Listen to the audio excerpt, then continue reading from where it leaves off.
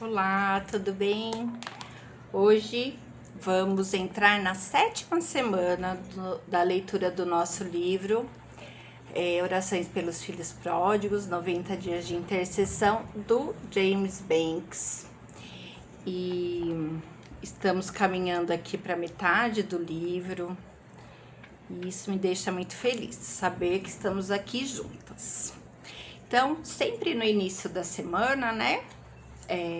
Que a gente vai começar uma semana nova, tem então a leitura de uma história, né? E aí depois a gente faz a leitura do dia, que hoje é o dia 43, tá bom? Então vamos lá. Caindo em si. Então, caindo em si, disse: quantos trabalhadores de meu pai têm pão com fartura e eu aqui morro de fome? Lucas 15:17. Esther estava preocupada com seu filho. Edwin tinha apenas 3 anos, era o caçula de 5 filhos e estava muito doente. O médico local não tinha certeza quanto à doença e também estava preocupado. Ele suspeitava de leucemia. Quando Edwin foi levado ao hospital para mais exames, os resultados confirmaram o pior temor do médico, uma forma agressiva de leucemia. Isso ocorreu no meio da Grande Depressão e o tratamento eficaz contra a doença só apareceria décadas depois. Transfusões de sangue foram prescritas e Jasper, o pai de Edwin, era incompatível. Jasper doou heroicamente, fornecendo o máximo de sangue permitido pelos médicos, mas a doença continuava a progredir. Jasper e Esther mantinham a esperança e oravam fervorosamente. Esther ficou junto a Edwin durante as noites, vigiando, orando e cuidando do seu filhinho o melhor que pôde. Certa noite, já tarde, quando o quarto estava em silêncio, Esther ouviu o som distinto de cantos. Ela não conseguia distinguir as palavras, mas depois o descreveu como a música mais bonita que ela já tinha ouvido. Acalmou sua alma e afastou a preocupação de sua mente. Como Jacó em Betel, ela se encontrou de pé na porta dos céus. Gênesis 28:17, na própria presença de Deus. Na manhã seguinte, ela disse a Jasper: aconteça o que acontecer, tudo ficará bem. Eu sei disso. Ontem à noite ouvi anjos cantando. Edwin morreu naquele dia. Jasper, enfraquecido pelas frequentes transfusões, contraiu pneumonia e morreu poucos meses depois, aos 39 anos. Esther estava grávida. O filho que ela carregava nunca viria a conhecer seu pai.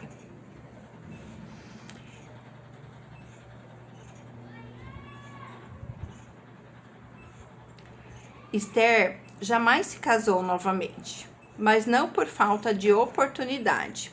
Ela era uma mulher bonita, com olhos azuis cintilantes. No entanto, nunca ficou amargurada. Manteve sua fé e o Deus de sua fé a manteve e cuidou de todas as suas necessidades até o fim dos seus dias. Na época em que a conheci, seu cabelo era branco, mas seus olhos ainda eram azuis cintilantes. Essa senhora me falava de Jesus e fazia as melhores rosquinhas caseiras deste lado do céu. Esther era a minha avó materna. Há uma força inconfundível que Deus dá aos seus. Ela não pode ser racionalizada ou compreendida separadamente da sua presença. Como escreveu Pascal, o coração tem razões que a própria razão desconhece.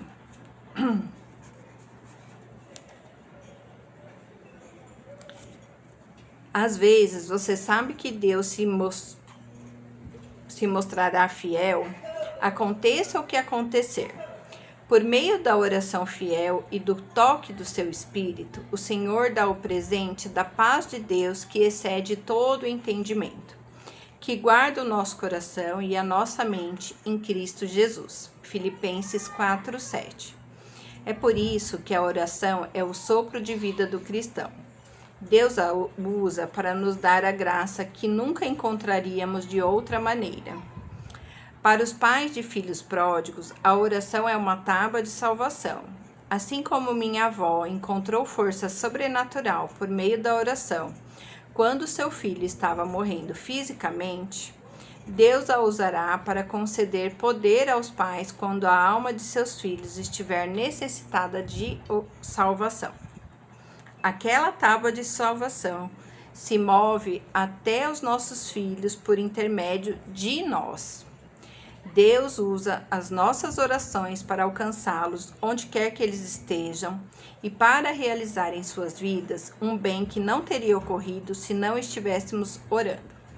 Independentemente da distância, a mão do Senhor não está encolhida para que não possa salvar, nem surdo o seu ouvido para não poder ouvir. Isaías 59:1. O filho pródigo caiu em si em um país distante. Lucas 15:17. Os pais de filhos pródigos podem também cair em si, especialmente no tocante à oração.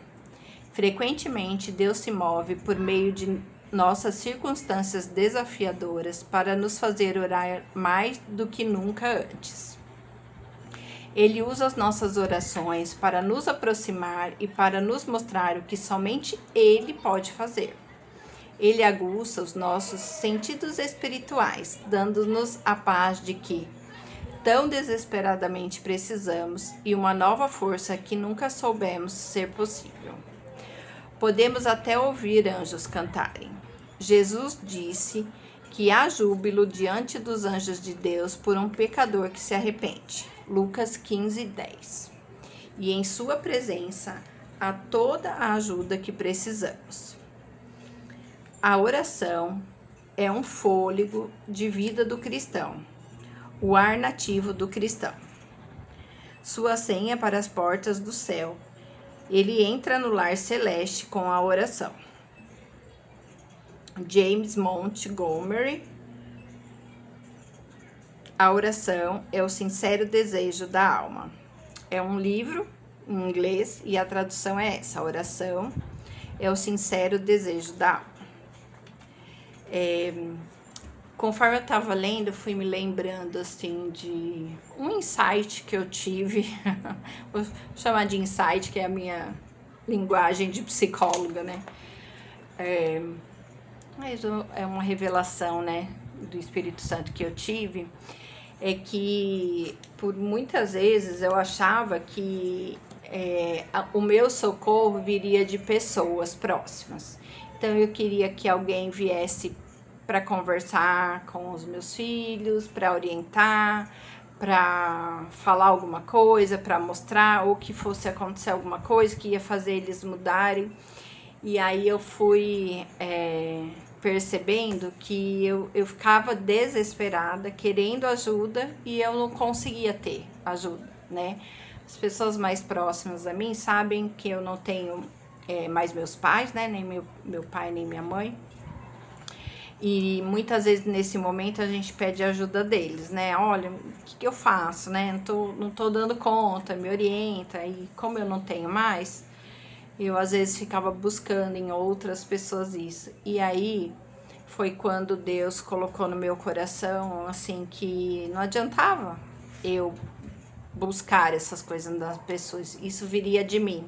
Que eu me fortaleceria através das orações, através de conversar com Ele, né, nas minhas orações, de pedir o discernimento, de pedir para Deus falar comigo, através da palavra, né?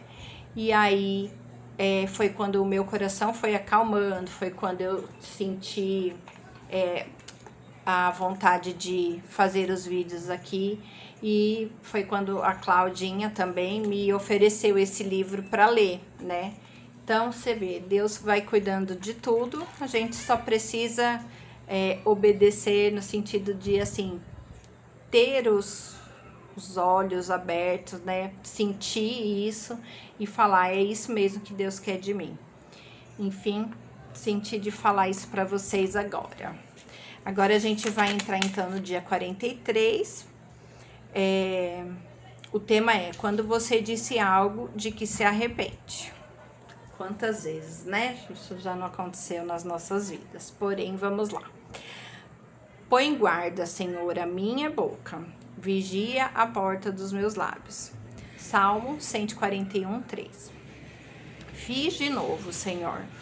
Falei com minha filha com raiva e essa não era a reação certa. Sei que há momentos em que estou autorizado a ficar com raiva do que há de errado na vida dela. Mas a tua palavra também diz: irai-vos, mas não pequeis. Salmo 4:4. Fui longe demais e disse coisas que não deveria ter dito. Perdoa-me, Senhor, e dá-me uma nova graça. Porque o Senhor dá graça aos humildes. Provérbios 3:34. E eu me humilho diante de ti e peço-te para me mostrares um caminho sobremodo excelente. 1 Coríntios 12:31. Sei que ainda que eu fale a língua dos homens e dos anjos, se não tiver amor, serei como bronze que soa ou como símbolo que retine. Sei também que a ira do homem não produz a justiça de Deus. Por isso peço-te para ajudar-me a fazer o que é difícil e pedir perdão à minha filha. Oro para que tu lhe concedas graça para aceitar meu pedido de perdão, para que o nosso relacionamento possa ser restaurado. Realmente quero fazer tudo com amor, Pai. 1 Coríntios 16:14. Mas nesse momento acho muito difícil cuidar de filhos. Preciso que tu assumas a causa da minha alma e julgue a minha causa. Lamentações 3, 58 e 59. Para que ela te veja agindo mesmo nessa situação. Tu és aquele que dia a dia leva o nosso fardo. Salmo 68, 19. Peço-te para me conduzir nessa situação e me dar sabedoria. Agradeço-te porque tu podes até tomar atos com motivos imperfeitos e usá-los, torná-los em bem e conservar muita gente em vida. Gênesis 50, 20. Põe guarda, Senhor, a minha boca. Salmo 141, 3. Para que o efeito da justiça seja a paz. Isaías 32, 17. Que a palavra de Cristo habite em mim ricamente para eu poder instruir e aconselhar em toda a sabedoria. Colossenses 3,16. Tu que falas em justiça, és poderoso para salvar. Isaías 63:1. Sussurra a tua vontade ao coração de minha filha, Senhor, e salva. Tu podes salvar totalmente aqueles que se achegam a ti. Hebreus 7:25. Permita que ela se achegue a ti. Tu disseste: com amor eterno eu te amei, por isso com benignidade te atraí. Jeremias 31:3. Pai, atraia com amor. Eu te amo porque tu me amaste primeiro. 1 João 4:19. Por favor, faça o mesmo por minha filha. As palavras dos meus lábios e o meditar do meu coração sejam agradáveis na tua presença. Salmo 19:14. Para que a alegria dela em Cristo Jesus seja transbordante por minha causa. Filipenses 1:26. Muito bem. Quem nunca, um dia se arrependeu do que disse, em algum momento de nervoso, Mas a gente precisa aprender também a pedir perdão. Muito bem. Amanhã, dia 44, nosso tema vai ser manipulado. E eu espero vocês aqui. Vamos juntas, quase chegando à metade do livro. E vamos juntas até o dia 90, ok? Até amanhã. Tchau, tchau.